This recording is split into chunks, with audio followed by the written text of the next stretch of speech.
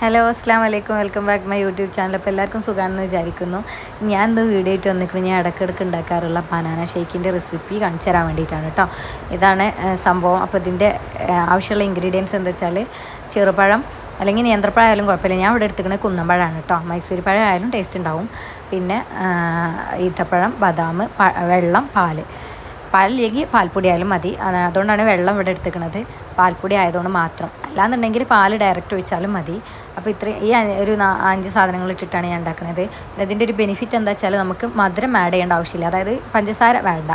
കാരണം പഴത്തിലും ഈത്തപ്പഴത്തിലും നല്ല മധുരം ഉണ്ടായതുകൊണ്ട് തന്നെ നമുക്ക് പഞ്ചസാര ആഡ് ചെയ്യേണ്ട. പിന്നെ കൂടുതൽ മധുരത്തിനോട് താല്പര്യമുള്ളവർക്ക് വേണമെങ്കിൽ ഇടാം.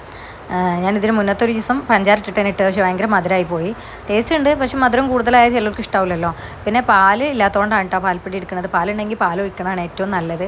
ഹെൽത്തി ആയിട്ടുള്ളൊരു ഷെയ്ക്കാണ് ഇത്. എന്താ വെച്ചാൽ ചിലർ രാവിലെയൊക്കെ വെറും വയറ്റിൽ ഇത് കഴിക്കാറുണ്ട്. ഞാൻ ചെറുതാകുമ്പോഴൊക്കെ കഴിച്ചിരുന്നു.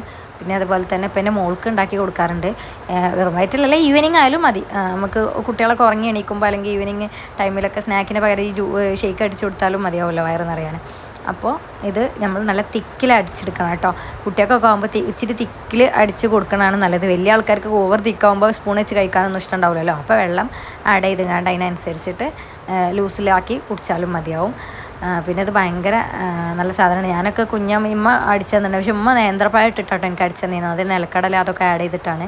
അപ്പോൾ ഇതാ ഈ ഒരു കൺസിസ്റ്റൻസിയിലാണ് ഇത് ആക്കേണ്ടത്. ഈ ഫുട്ടിക്ക് ഇങ്ങനെ ഇത് കുടിക്കാനാണ് ഇഷ്ടം. അപ്പോൾ നമുക്ക് ഈ ഫുട്ടിക്ക് കൊണ്ടുപോയി കൊടുക്കാം.